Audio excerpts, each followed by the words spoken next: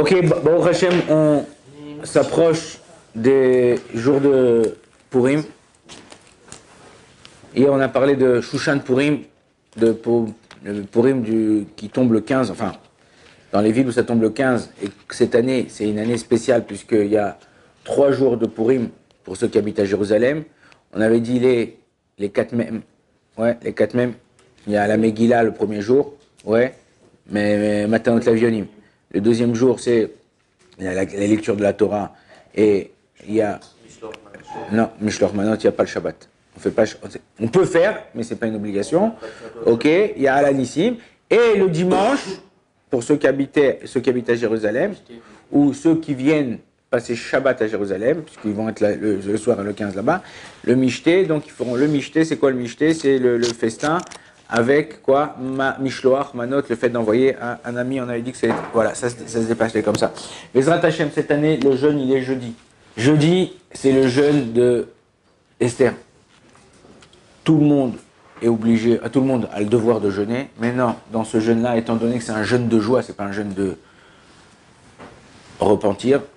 Ok, pourquoi c'est un jeûne de joie? Parce qu'en vérité, Esther, elle a demandé à Mordechai et à tout le peuple d'Israël, ils ont jeûné le jour de Pessah, c'est-à-dire le jour où nous on fait le Seder, les 4 verres de vin, ils ont jeûné 3 jours, et grâce à ça, c'était pour que, elles soient acceptées par le roi et qu'ils arrivent à battre leur ennemi. Et ça, au Hachem, ça s'est fait. Donc c'était un jeûne de entre guillemets de prévention. Donc encore une fois, Akadosh Baruch Hu, il nous a sauvés. Donc pour ce jeûne-là, on n'est plus cool au niveau des gens qui doivent jeûner. Une femme enceinte, une femme qui allait, quelqu'un qui est malade, okay, par exemple, il y a des gens, souvent des gens qui font rire quand ils appellent sur Torah Box. Ils nous appellent, ils disent allô, bonjour, voilà, j'ai mal à la tête, je dois jeûner. Je dis moi aussi j'ai mal à la tête, mon frère. D'accord, on a tous mal à la tête pendant un jeûne, t'es fatigué. Je suis fatigué, je dois jeûner.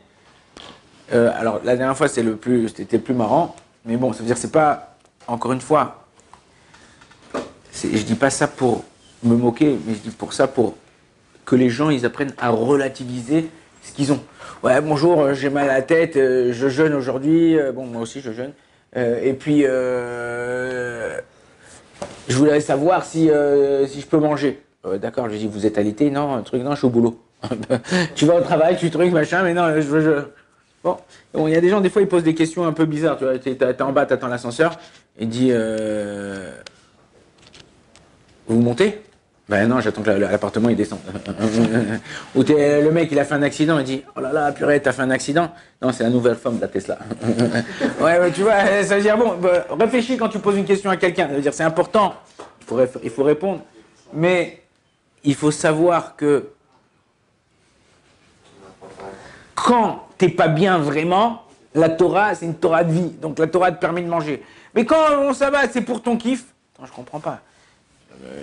Les Avdil et les Favdalot, pour séparer les mauvaises choses des bonnes choses. Mais regarde, nos frères, nos sœurs, elles sont à Gaza, ils mangent une demi-pita par jour. Et regarde comment ils sont rentrés, on dirait, nous, ils ont passé la Shoah. Où il y a des mecs qui sont à l'armée, ils sont là-bas à Gaza, ils sont en train de trucs, ils galèrent et ils ont presque pas de quoi manger. Et attends, qu'est-ce que il dit, ouais, est-ce que je peux manger, voilà. Je te parle pas des gens qui sont en dehors de Gaza, je te parle de ceux qui sont là-bas et qui dorment là-bas dans les maisons et des fois ils ont terminé leur manot crave et il reste ce qu'il y a dans le frigidaire des cousins. Donc tu comprends? Il faut savoir apprendre, relativiser la chose. Donc au niveau du jeûne, c'est un jeûne qui est cool, c'est un jeûne qui s'appelle le jeûne d'Esther, qui tombe le 13 Adar, cette année jeudi. On jeûne, celui qui est pas bien, celui qui a mal à la tête jusqu'à s'allonger, aller s'allonger, il peut plus être métafaked, comme on dit en français, agir, ok? Alors lui, il pourra manger, ou une femme enceinte, elle n'a pas besoin de jeûner, ou une femme qui allait, elle n'a pas besoin de jeûner, ou quelqu'un qui prend, on va dire, un traitement, ok, un traitement où et ça l'affaiblit s'il ne mange pas, lui aussi, il sera pas tour de jeûner. Ça, c'est ce qui concerne le jeûne. À partir... Personne âgée, oui, une personne âgée, si les médecins, au niveau de sa santé, c'est pas bon pour elle de jeûner, alors il faut savoir, il y a des fois, et souvent, je dis ça à Yom Kippour pour les gens, il ne faut pas poser la question, mais ça, si je jeûne, c'est dangereux pour moi. Non, il faut dire, le médecin, il n'est pas censé savoir, le médecin, il ne veut pas prendre de risque déjà. Un. Mais non, la personne, elle se connaît, elle sait comment elle est. Deuxième question, la vraie question qu'il faut poser au médecin, si j'ai pas faim, sans lui dire parler de jeûne ou pas, si j'ai pas faim, c'est grave si je mange pas ou je bois pas, il va dire non, non, il faut que vous hydratez, il faut que vous buvez, mais manger, c'est pas très grave si vous mangez pas. Donc, il y a une différence et c'est important de savoir la différence. Donc ça, c'est au niveau du jeûne. À la sortie du jeûne, cette année, tout le monde entier, comme on a dit hier dans le shiur, tout le monde entier lira la Megillah. On lit la Megillah, c'est le mieux, c'est de lire la Megillah. Donc on sort du jeûne, on lit directement la Megillah. À la fin de la Megillah, on dit Vata Kadosh. Non. Si vraiment, au niveau de la halacha, on n'a pas le droit de manger, quand on dit manger dans la Torah, ouais, manger c'est quoi? C'est du pain.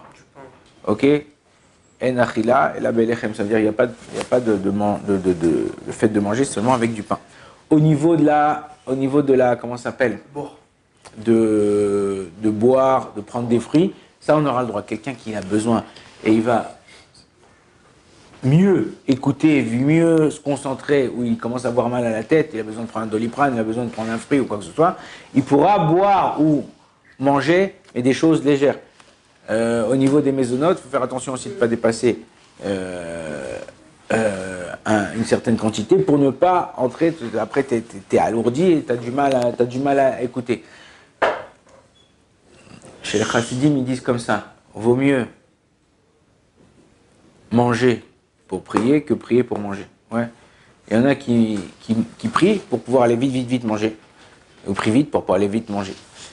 Et il y en a qui non, je préfère manger, boire un petit truc, ok, me sentir bien, et là, ok, faire la Megillah. Donc, celui qui peut, il ne mange rien du tout, ni boire, ni manger, ok, il enchaîne avec le jeûne. En général, c'est pas un jeûne qui est difficile, le jeûne d'Esther, donc tu enchaînes avec le jeûne.